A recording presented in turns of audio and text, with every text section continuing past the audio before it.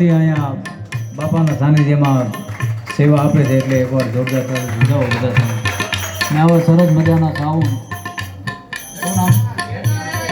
જય ગિરનારી